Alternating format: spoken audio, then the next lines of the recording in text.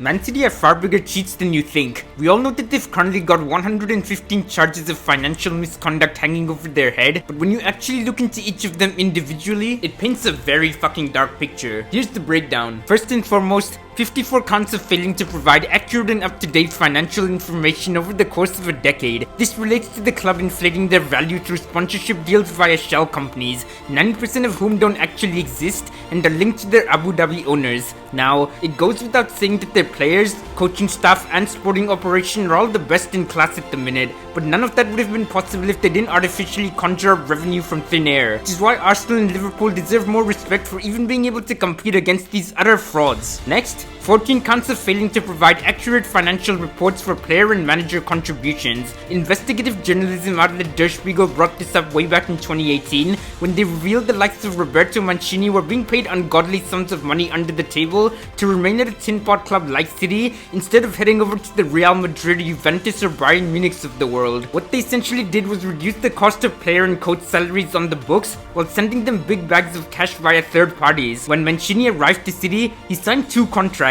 The first earned him just £1.5 million to manage the club, which in footballing terms is fuck all, and the second bumper deal to consult a UAE-based team called Al Jazeera, whose chairman happens to be Sheikh Mansour. This is just what we know publicly, with the likelihood being that dodgy practices like this continue till this day, with the ball bastard on screen almost certainly being a beneficiary of it. Then, there's 5 counts of failing to comply with UEFA's FFP regulations. Believe it or not, City were actually found guilty by the Court of Arbitration for Sport for this, and even got a temporary ban from the Champions League in 2020, which only got overturned because the charges against them were time barred. Given the obscure European laws in place, they got off by paying a fine of £8.8 million, but there's no getting away from the fact that they were partaking in fuckery of biblical proportions. Similarly, there's 7 counts of breaching the Premier League's PSR rules for half a dozen years, and 35 counts of failing to cooperate with Premier League investigations during the same time span, in which City have assembled an army of lawyers to delay proceedings. All this is happening while the likes of Everton and Forest get taken to the cleaners with point deductions for the most minor of breaches. As I've mentioned several times before, City are also paying off Premier League referees to officiate in the Middle East, where they earn more in a week than they do in a year for their work in England. I don't care who you are, as a human being, that's subconsciously gonna play on your mind. And when the likes of Michael Oliver take charge of City games,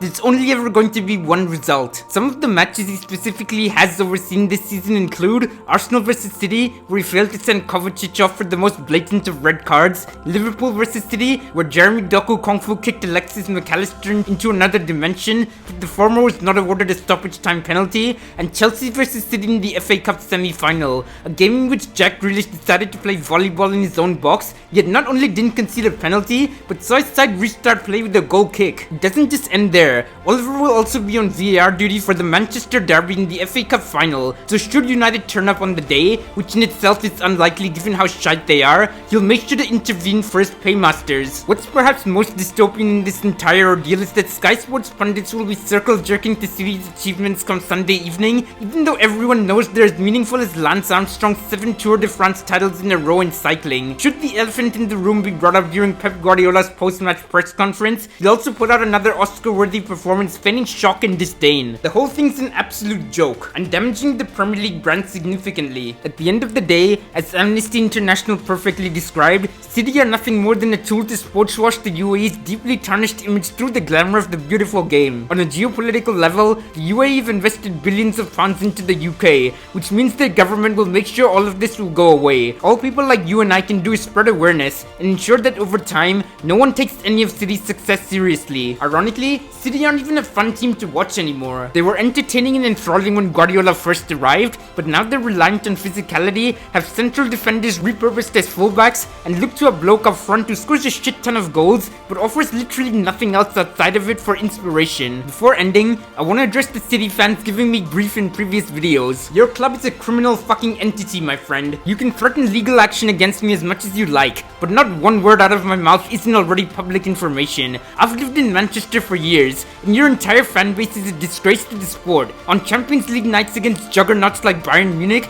you couldn't even sell out the ground, and resorted to offering university students tickets for 10 quid. No matter how much you win, you'll always be a small club, because the entire world knows you'd be in League 2 if it weren't for your sugar daddies. That's my take on it. Do let me know yours down below, and I'll catch you in the next one, folks.